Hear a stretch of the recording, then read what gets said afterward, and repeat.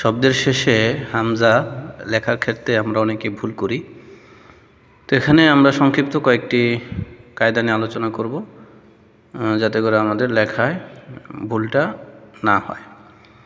তো 1 নম্বর কায়দা হলো যে তুক্তাবু আলাল আলিফ ইযা কানা মা ক্বাবলাহা মাফতুহান।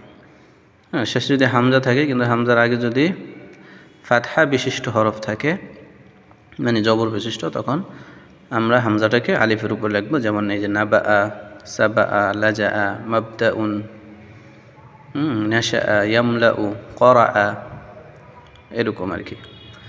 আচ্ছা, 2 নম্বর হলো তুক্তাবু আলাল ইয়ার উপরে লিখতে হবে।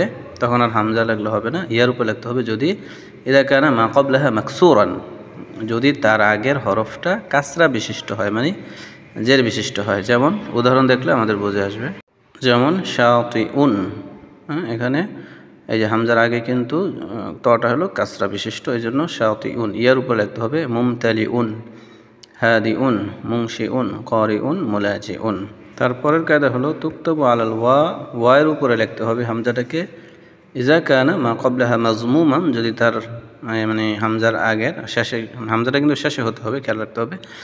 শেষের হামজা হবে কিন্তু এর আগের হরফটা যদি পেশ বিশিষ্ট হয়, তখন আমরা এই শেষের হামজাটাকে ওয়ার উপরে লিখতে হবে। যেমন এই যে লুউন, ইয়াজরুউন, তাকাফুউন, তাবাতুউন, ইমরুউন, ইত্যাদি ইত্যাদি, এই আর কি। তারপরের কায়দা হলো তুক্তাবু আলাস সাতরি, অর্থাৎ ওয়াও, আলিফ, ইয়া, এই কোনোটা না, বরং সরাসরি আমাদের লাইনের ভিতরেই লিখতে হবে যদি তার আগে শব্দটি সাকিন বিশিষ্ট হয়। যেমন এই যে নাশউন, কাফউন, বাতুউন। এখানে দেখেন হামজাটা কিন্তু আমরা লাইনে, সরাসরি লাইনে লিখতে হবে। হামজা ওয়াও ইয়া কিছুর উপরে লিখতে হবে না, সরাসরি লাইনে লিখতে হবে যদি শেষে হামজা তার পূর্বের হরফটা সাকিন হয়।